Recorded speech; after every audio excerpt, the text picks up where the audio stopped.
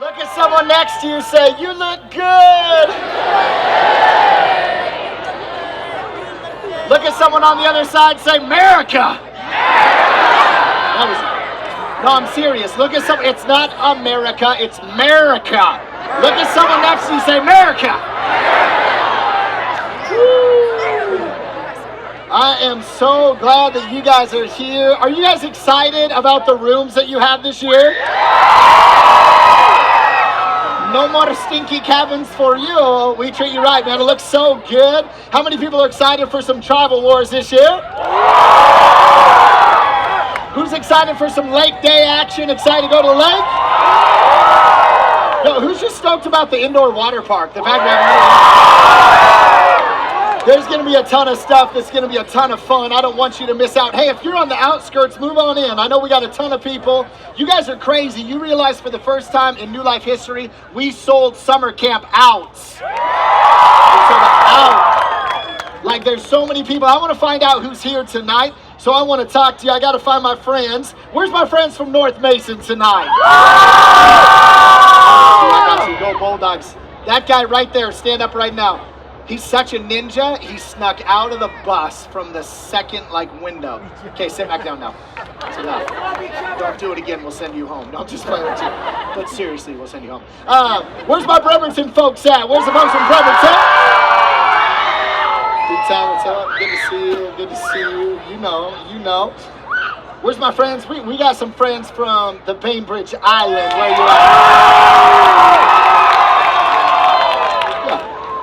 I like one guy stood up, he didn't know what to do. He's like, I'm up! And I just broke my microphone. Okay, and I even got some crazy friends tonight. Where are my friends from Brook Lake? I got some friends from Brook Lake. I'm gonna need that. My friends from Brook Lake, okay?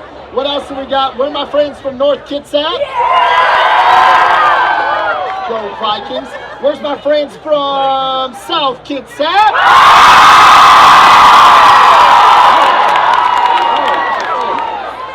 All right, I think that about covers it. We got it. Where are my friends from Central Kitsap?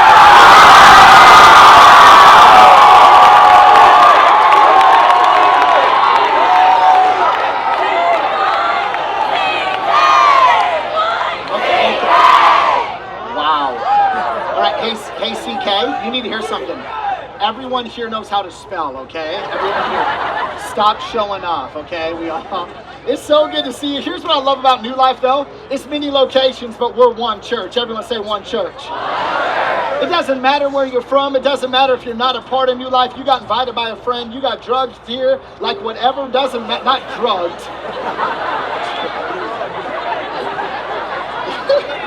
You're like, someone came to my house at 5 a.m. and I woke up in Idaho. I'm like, I don't even know what happy it was. Yo, here's what I love. It doesn't matter how you got here. We're glad that you're here. I want to know my veterans. How many people you have been to more than 3 New Life summer camps? All right, keep your hand up if you've been to more than 4. How many have been to 5? She's asking what? I don't know. The next answer is 6. How many people have been to 6? And how many people you've been to every single New Life summer camp that's ever been? I see you. Okay, there you go. And then I gotta ask this: where are my rookies at? Where this is your first New Life summer camp?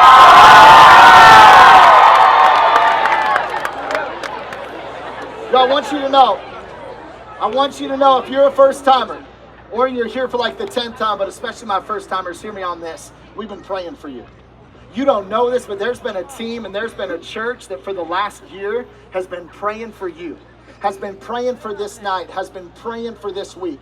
And there's something different when you walk into something knowing someone's been praying for you. And so I want you to know tonight that you're not here by accident, that God has you here for a reason, and someone's been praying that you would be here. Hey, already when you guys got off the bus, I saw some people taking some selfies. How many people have taken a selfie since you've been at camp? It's okay.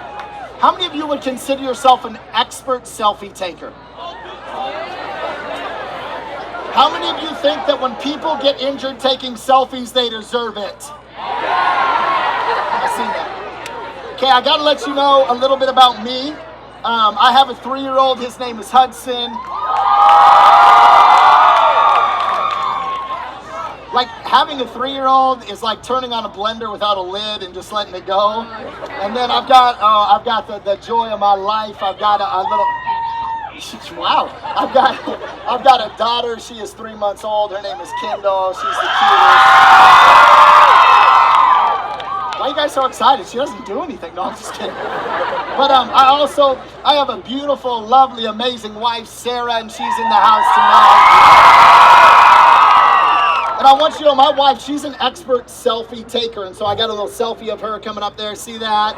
Okay, take that off the screen. That's my wife right there. Isn't she cute? You see that? Have you ever had an embarrassing moment? How many people have had an embarrassing moment?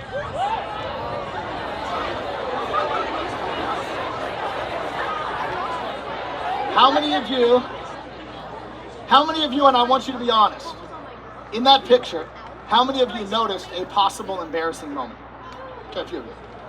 I'm gonna be real with you. I had a very embarrassing moment, and I don't know why God allowed this to happen, but at my very embarrassing moment, He was allowing my wife to take a selfie and allow me to be in the background. And I want you to show that picture again.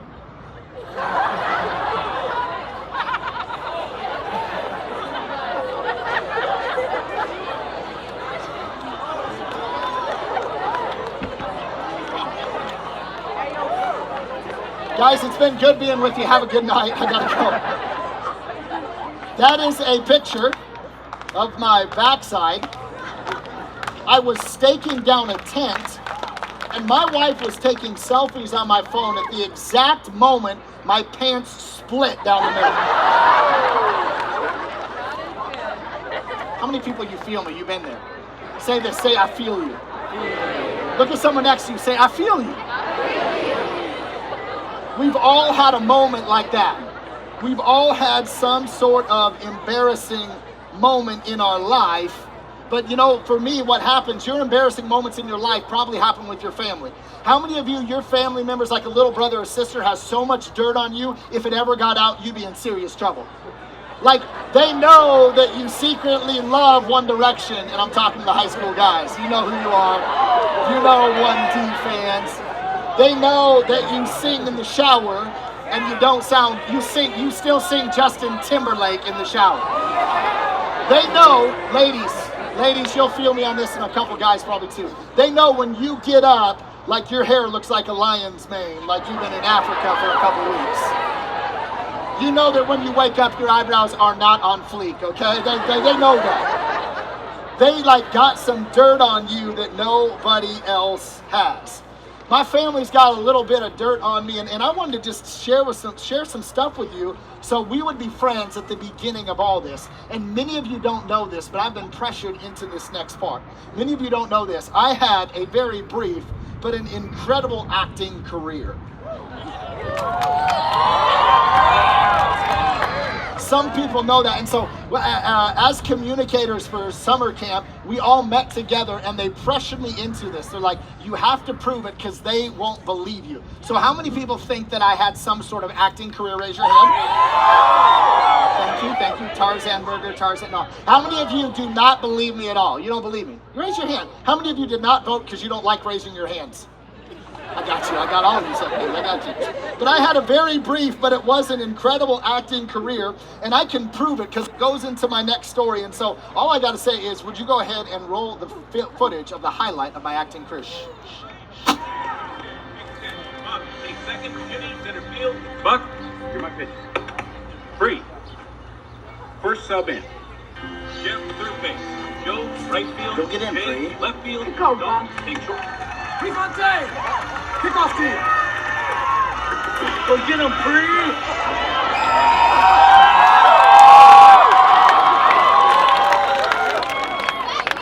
Thanks, guys. Thank you so much. We're going to pray and we're going to be done for the night. Just everyone say it with me. Say, go get him, Free! See, you guys should be actors too. Go home, tell your mom and dad you found your new calling. But when I was in junior high, I went to a summer camp just like this, and it was after I had done this movie, and there was an audition for another part. And so I was at a summer camp, but at this summer camp, you had to bike in 4 miles on a mountain bike, and you did some primitive camping. It was an incredible time. But here's what happened: my parents got the call that there was an audition. I was living in Spokane, and we need to get to Seattle. So my mom and dad come to the campground, and by the time they get there, it's too late. But my dad that night was going around the campground looking for a mountain bike to borrow. So he went from site to site trying to find a bike. He couldn't find anything. The campground host had a little girl's 3-speed bike. It was pink with a bell and a basket. You know what I'm talking about. And so my dad, the next morning, like at 5 a.m., bikes into camp, and he like flipped over the bike 3 or 4 times. By the time he gets to camp, he literally looks like Sasquatch trying to sell Girl Scout cookies. Like, he just rolls in looking totally crazy, and we're all sitting around the campfire, and everyone just starts like praying, Jesus, whoever this guy is that's coming to take us out, would you save us? And it was one of those moments, I don't know if you've ever had one where I was like, dear God, just please let me know that I'm adopted. Have you ever had a moment like that? You're like, these are not my parents, this is not who it is. But I remember this moment when my dad came in, and it just made me think that my family did some of the craziest things, because my parents love me because of this, because I'm the youngest child. That's why my parents love me. You know, how many of you are the youngest? Your parents love you? Yep. How many of you think the youngest are spoiled rotten and they shouldn't be? How many of you guys are the oldest? You're the most responsible and best looking? I see you. And how many of you are the middle children and your parents sometimes forget your name? You know what I'm saying? Yeah, I know you. When they start yelling at you, they say everybody else's name and then they say yours. I was the youngest, and so I know this, that my parents, like, they spoiled me maybe just a little bit. But I had an older brother. My older brother, his name was Bryce. And so Bryce and I, as a younger brother, I was put on earth to annoy my older brother. Younger siblings say amen. That's what you were put on earth to do. And so my brother and I, we would hang out a lot. But here's what would happen sometimes. We would like go to play a game, and maybe you remember in elementary school when they were picking teams, and everyone had to line up against the wall. So I was lined up against the wall, and I'd always stand with my older brother, Bryce. He was 3 years older than me. And I remember when we were picking teams and I was waiting to get picked, here's what would happen a lot of the times. They would say, we'll take Bryce, and we'll take Ryan. And so I ended up a lot of the time tagging along with my brother, and I ended up being like an add-on. I ended up sometimes being a little bit of a leftover, and I started to get this concept of and in my life, and that and for me sometimes represented being left out. Microphone. There we go. We're gonna no, it's all right. We'll get it. And so the and for me ended up me getting left out sometimes. But my brother and I, when we were younger, I just got to find out who we have in the audience tonight. We would watch some shows together. I don't know what cartoons you grew up on, but we're gonna find out. How many of you grew up maybe watching a little bit of Dora the Explorer? How many of you grew up watching the one, the only SpongeBob? Okay. This is something I swore I would never have in my house, but it was on this week, and I'm praying that God delivers my household. How many of you grew up watching that horrible, horrible dinosaur Barney? I want to pray for you like right now. Like that's just. How many of you, maybe this was it for you, how many was Bob the Builder? Can we fix it? You guys have been brainwashed. What's wrong with you? Some of my leaders, you'll understand this one. My younger people probably won't. But maybe you grew up watching Schoolhouse Rock. Anybody watch Schoolhouse Rock? Conjunction Junction. Oh, you guys know it a little bit. Okay. Here's what I want to do tonight. Just like Conjunction Junction, I want to talk to you about 3 words. Everyone say 3 words. And if you're taking notes, I want you to take notes right now. You got a squad guy, take it out. You got a cell phone, I want you to use that. But I want you to take notes because I want to talk to you tonight about 3 words. And every single night this week, you're going to hear about this verse. And it's our key verse. It comes from the Bible, and it's for our entire week. And it's kind of a theme that puts our messages together. It's going to be on the screen behind me right now. It's Joel 2:12. Here's what it says. It says, "Even now, declares the Lord, return to me with all of your heart." Here's what we believe. It's not about next week. It's not about next year. It's not about when you get back to school. It's about right now. It's about this week. It's about summer camp. It's about Monday night. It's not something that we're waiting on. It's not something we'll do when we get older, when we get enough time. It's something that we want to do right now. And what we want to do is we want to return back to God. We want to live the life that God has for us. We want to find out what his plan and purpose is for our life. And so tonight, if you're taking notes, I want you to write down 3 words. I want you to write down but, I want you to write down if, and I want you to write down and. I want you to write down those 3 words. I want you to write down but, I want you to write down if, and I want you to write down and. The first word I want to talk about the word but. Let's get all the giggles out right now. Everyone brought a butt to camp, okay? Look at someone next to you and say, you brought a butt to camp. We'll just get that out. Just get it out of the way. If you're taking notes, I want you to write down but. It's only got 1 T, okay? And I want to talk to you right now. First of all, I want to talk about the word but. Some of you came here tonight and you came to summer camp, but there's a lot of buts. Some of you, you're physically here. All it takes is 1 junior. He said bottom. It's all right, okay? It's the word B-U-T. Get above it, let's go, let's talk, okay? Some of you did this. You came to camp. You came to camp and you're physically here, but in the back of your mind, you've got a lot of different reservations. And so you came to camp, but you know you're not on the inside. Like you came to camp, but you're really not into that God stuff. You came to camp, but you're not going to have a good time. You came to camp, but that stuff's just not for you. And so maybe you came here tonight and you got a long list of reasons why you're at camp, but you got a but. And some of you maybe have some funny ones. You know what the word but has been in your life. And so maybe it's that talk with that girl when she's like, I like you, but. You know. Like, how about this? I know you invited me to homecoming, but. Some of you have experienced that. You've experienced the word but in your life, and here's what it means sometimes. But means rejection. But means that there was a time, there was a place when someone said you weren't good enough. That there was a situation that happened that you went from accepted to rejected. And some of you, when I say the word but, it's not that funny. Because there was a time in your life when mom and dad sat you down and said, we love each other, but we're still getting a divorce. Maybe it was a time when you're like, hey, you tried out for the team, but you weren't good enough. And I know some of you, and I know your story in the audience, and some of your stories is this. The mom says, I'm sick, but there's no cure.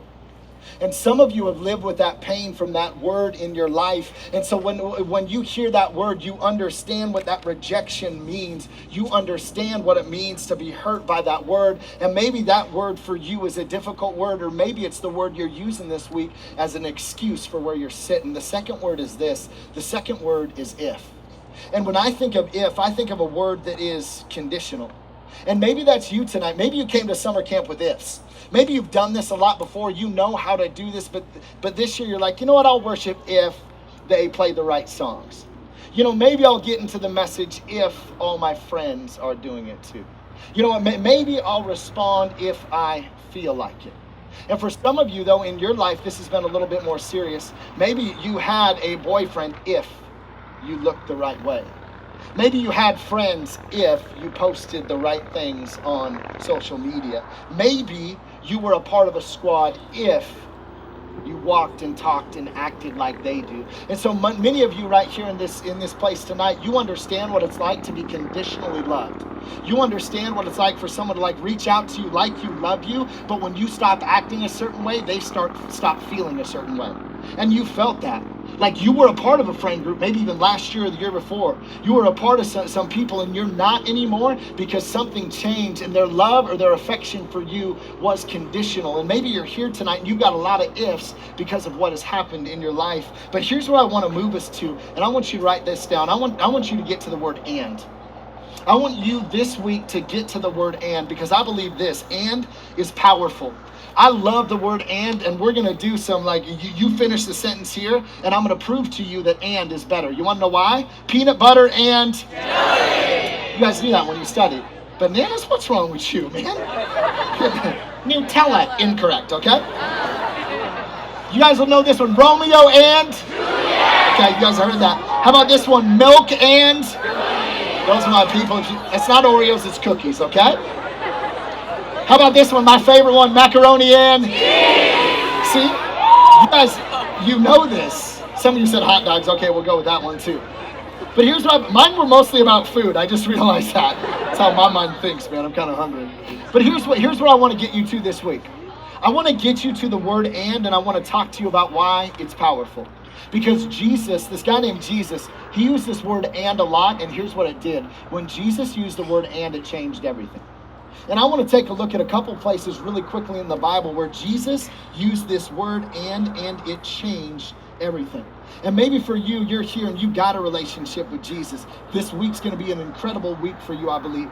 Maybe you're here and you're like, I'm not so sure about all that stuff. I want to talk to you about this word and how the word and coming from the mouth of Jesus actually changes everything. Some of you are here and you're like, I don't want to give this Jesus guy a chance because I've heard about him from people at school. Or I've seen him like on TV and I don't like that guy. Or maybe you're just a skeptic, but I want you to know this. Jesus was actually a magnet for people. People actually wanted to hang out with him. People wanted to hear his words. It was actually said this, that life was in his very words. And I believe this, if you're taking notes, is something to remember. When you see Jesus for who he really is, he's irresistible. The problem is a lot of us haven't seen him for who he really is. We've taken other people's words for it, or maybe it's messed up our thought of it. But when you see Jesus for who he really is, he actually becomes irresistible. And so I want to look at three quick places where Jesus used the concept of the word and it absolutely changed everything. Because here's what Jesus did. He hung out with people he wasn't supposed to. He hung out with those society kicked out. One of the biggest things about Jesus was he wasn't hanging out with the right and the religious crowd, and that's what actually got him in trouble. And so I got three different people, and the first one is this. It's called and lepers. Now you might like, what's a leopard got to do with Jesus, okay? I didn't say leopard, it's a leper. And here's what a leper was. A leprosy was somebody in Jesus' time who had a disease. But here's what that disease meant. That disease meant that they were not only physically ill, but they were also a social outcast. There's a verse coming on the screen behind me. I want you to read it with me. Mark 1:40 says this. A man with leprosy came and knelt in front of Jesus begging to be healed. If you're willing, you can heal me and make me clean, he said. Moved with compassion, Jesus reached out and touched him. I'm willing, he said, be healed. Instantly the leprosy disappeared and the man was healed. Why is this so powerful and why does this and matter? It's what I just told you about. If you had leprosy, here's what would happen. Anytime you would walk in public, you would never be allowed in a group like this. You would never be allowed to sit with other people. When you walk down the street, here's what you had to yell. You had to yell, unclean. Unclean, and people would get out of your way, because here's the reason why. If you touched them, they became unclean too. And here's what that meant. That meant that they became a social outcast. That might mean that what you had, they might catch. And so as a leper, here was your life. You'd lose your job, you'd lose your family, you'd lose your friends, and then you'd begin to be deformed. Sometimes they'd lose fingers, they'd lose toes, they'd lose parts of their face, and they were a complete and total outsider. And so here's what Jesus does. Jesus takes this person that everyone sees as a total outsider, and he says, I'm coming not just for the good people, I'm coming for lepers too. And so maybe, you know what, you wouldn't admit this, but I'll bet you this, if I were to go to your school, I could pick out the outsiders, and so could you. You know who they are. They're the ones nobody wants to sit with. They're the ones that are different. They're the ones that are weird. They're the ones everyone calls nerd and dork. They're the ones that they're just a little bit off. And everyone would know. You'd be able to point them out. If I've been to some of your schools, you'd be able to see them in the lunchroom. They're the ones that are a total outsider. And some of you here tonight, that's the way that you feel. You feel like a complete and total outsider. Even on the bus ride here, you're like, I don't belong here. Nobody wants me here. No one's going to talk to me. I'm not even going to find a place. They don't even care. And you live your life walking like this leper did as a total outsider. And there's some of you that are here tonight. It doesn't look like it on the outside, but you know it on the inside. You're a good church kid, and you're like, he's not talking to me. I'm talking to you. Because you see everyone else and you're like, something's different about me. Even though I look it on the outside, that's not really me on the inside. And so you've done exactly what this leper would feel, and that is putting himself on the outside. Here's what's so powerful about what Jesus did. He healed him. So Jesus reaches out and he's like, I'm not just here for the people who have it all together. I'm here for people I'm here for the healthy and the lepers. And he touched him, and that man was no longer a leper. Lepers didn't follow Jesus. Only former lepers did, because when Jesus was done with them, they weren't a leper anymore. They were a complete human being again. And some of you this week, you're going to go from being a complete outsider, and Jesus is going to call you by name, and it's going to change everything, and he's going to heal every part of your life. The second one is this. Jesus came for the tax collectors. Now there's a story in the Bible, and there's this guy named Levi. And Levi has some people that love him and some people that hate him. So he's got a crew that love him. You want to know why? He's got some money. The guy makes a ton of money, and so he throws great parties. He's got a lot of friends. People want to be around him. But here's the deal about him. The church kids hate him. The church kids don't like him at all because they see him as a traitor and a cheat. The thing about Levi, he was a tax collector. So what people thought of him is that he was a sellout, he was a traitor, and they didn't like him because of what he had done. And we're going to pick up this story really quick, and it's actually in Mark 2. And here's what it says. When the teachers of the religious law and the Pharisees saw Jesus eating with tax collectors and other sinners, they asked his disciples, why does he eat with such scum? So the church kids were calling this person that Jesus came to hang out with scum. And another place calls them disreputable sinners. When Jesus heard this, he told them, healthy people don't need a doctor, sick people do. I have not come to call those that I've come to call not those who think they are righteous, but those who know they are sinners. I'm going to talk to the church kids right now. We've been doing this church thing for a while. And today when you got on the bus, you saw some of these people. You saw some of them and you thought, what are they doing here? You thought, I know what they put on Snapchat last week. You thought, I know what kind of parties they went to this summer. And right when they got on the bus, you discredited them already because you know what they've done. I want you to know this, at New Life Summer Camp and this week, everyone has a fresh chance to have their identity found in Jesus. It doesn't matter what you did last night, what you did last week, what family you come from, what family you don't come from, how much money you make, how cool you are, how popular you are. Everyone has a fresh shot at who they are in Christ. And I want you to know that whether you're a church kid or a first timer, everyone's got a fresh chance this week. And so I want you to, oh sure, we can clap that.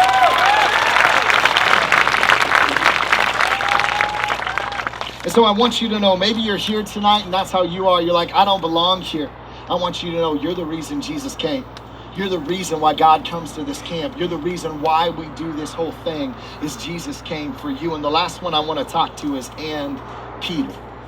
There's this guy in the Bible, his name is Peter, and we're going to hear more about him tomorrow night. But I couldn't ignore this story about Peter when the word "and" became so powerful for his life. And so we find it here in Mark 16:7. Here's what it says. It's right after Jesus had been crucified and raised from the dead, and an angel is talking now, and he says this, but go tell his disciples and Peter that Jesus is going ahead of you into Galilee. There you will see him just as he told you. Here's who Peter was. Peter was one of Jesus' closest followers. He was one of Jesus' friends. He was one of the insiders. He was one of the church kids. He was one that had been following and hanging out and listening to Jesus' teaching for a long time. And Peter was very passionate, which was good, but it also got him into trouble a lot. How many of you have a lot of energy and sometimes it gets you in trouble? You're like everyone, especially that one right there. We got a Peter right there. God's going to use you, man. Here's Peter's thing. He was super passionate, but he was always messing up. It always seemed like in all of his passion and everything that he wanted to do, he could never seem to actually get it right. And so there was a ton of times when he would honestly just screw it up. when he was trying really hard, but he just wouldn't get it right. And so here's what happened to Peter right before this. When the angel says, go tell the disciples, he's saying, go tell the insiders and then tell Peter. Here's what he was saying. He was saying, Peter's a guy who thinks he's disqualified himself because he's messed up too much. I want him to know my plan is still for him. And so maybe that's you. Maybe you're like, I've disqualified myself.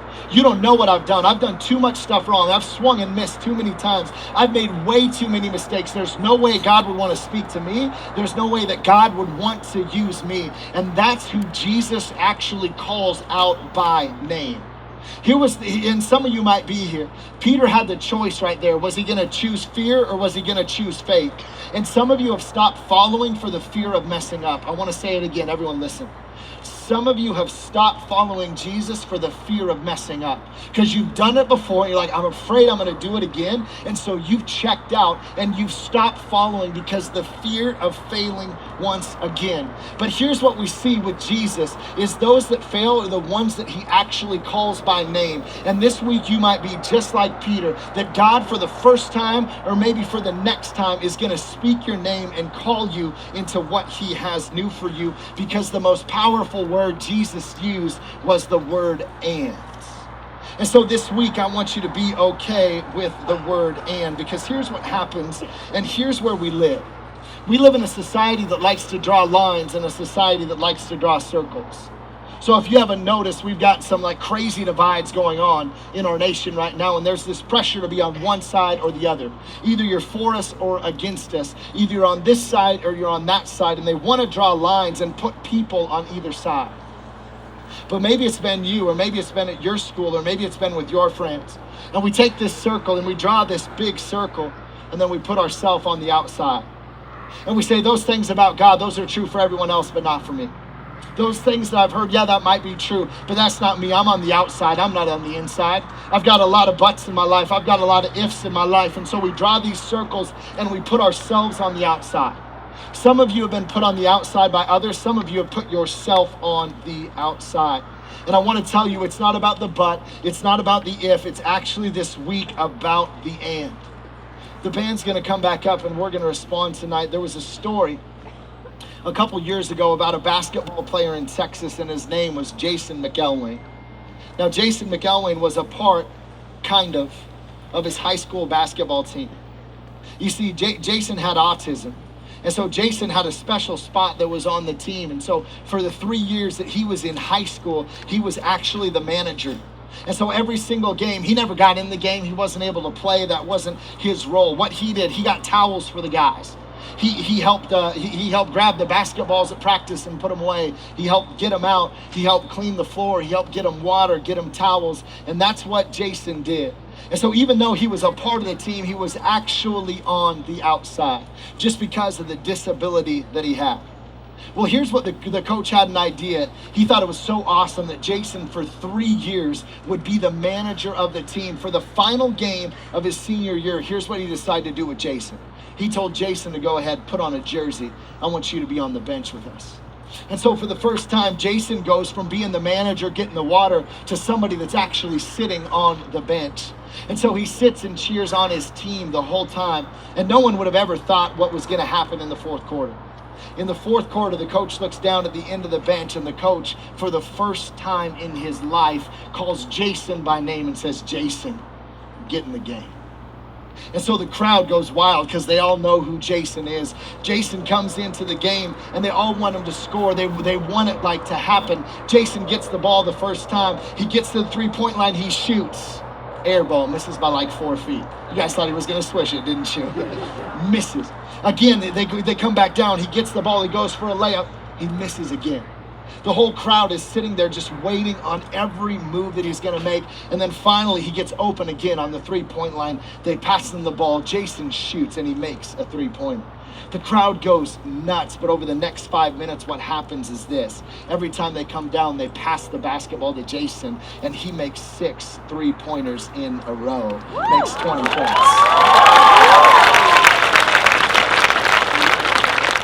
If you know the story, Jason, after this basketball game, he got to meet Peyton Manning. He got to meet Oprah Winfrey. He got to go to the White House. Like, some crazy things happened for him. But you know what?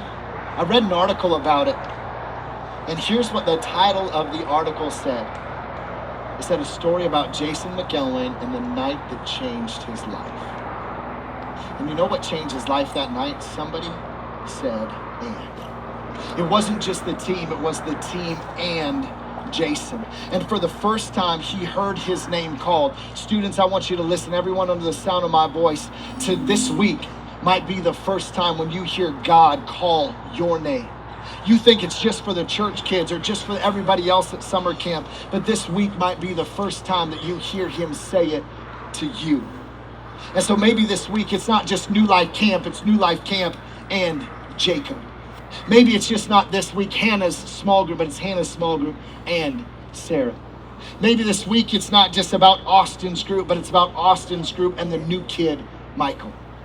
And so this week I want you to know that it's not about the buts, it's not about the ifs, it's about a God who loves you, who created you, who has a plan for you, and this week he's going to use the word and to speak to you. And so tonight I've got what I want us to do coming up here on the screen behind me.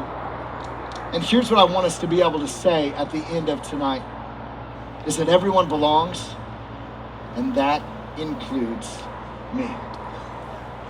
For some of you tonight, I want you to know this. It's easy for you to say everyone belongs because you're thinking of everyone else. The hard part is going to be this, and it includes me.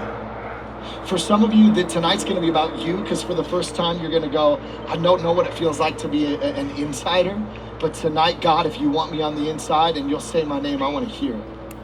And it's going to be about you for the first time, saying it's not about the but, it's not about the if, it's about the and. For some of you, it's going to be about making a commitment. The New Life Summer Camp this year is going to be a place where everyone belongs and no one's left out. And so tonight, here's what I want to do. I want to pray for you. So if you bow your head and close your eyes. Just so you know, there's nothing like super spiritual about bowing your head and closing your eyes. It just gives you an opportunity to not be distracted.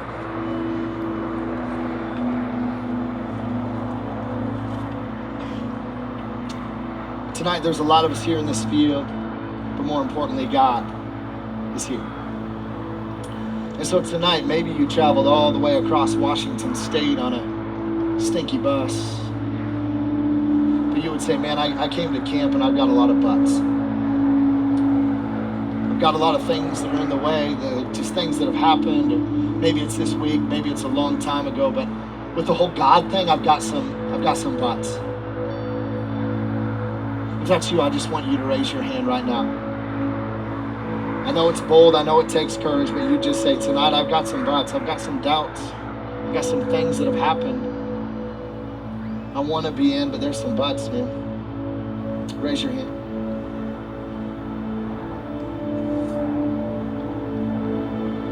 Put it down. Next people is this. There's some ifs.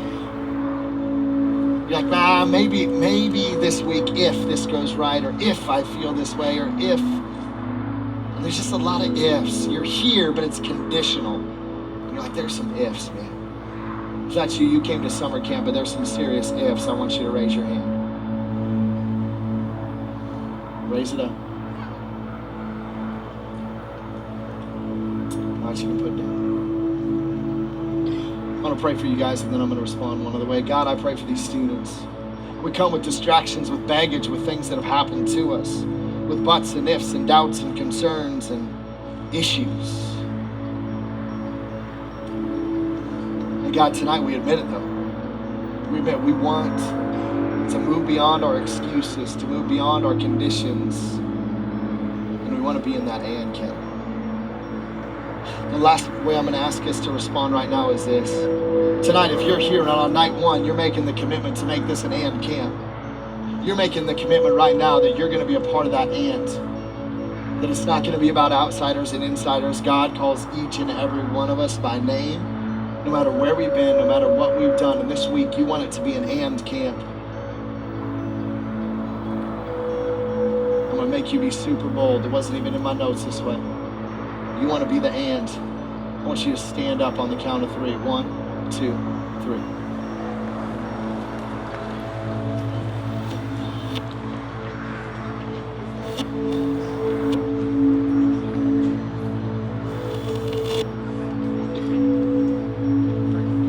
Pray for you one more time. Bow your head, guys. Jesus, you see each and every student right now standing in this field. Those that are saying they want to be an and, they want to hear from you. They don't want to be an outsider, they want to be an insider. They believe that God wants to call them by name. And not only is it about them, it's about others. That they're going to put their arms around other people. They're going to reach out to other people. And they're going to know that everyone belongs, and it includes me. God, I pray that this week we would set the pace. That it wouldn't just be about us, but it'd be about who you called us to reach out to. And that there's no outsiders. There's no outsiders here, but God has called each and every one of us by name. God, I pray that this would be the week of and. There's some students, they put a period in their life. They've shut the door on something that God can't go there, or God can never fix that, or God can never help me there. God, would they put a period this week, would you put an and? Because you've got powerful words for them. You've got a powerful plan and a purpose for them. And I pray this week that they would be able to see that. And so God, no ifs, no conditional love, no buts, no excuses, only and, because you call each and every one of us by name. And so I pray this week, students hear you speak directly to them in ways that they've never heard before, and it would be about the and. We pray that in Jesus' name. Amen.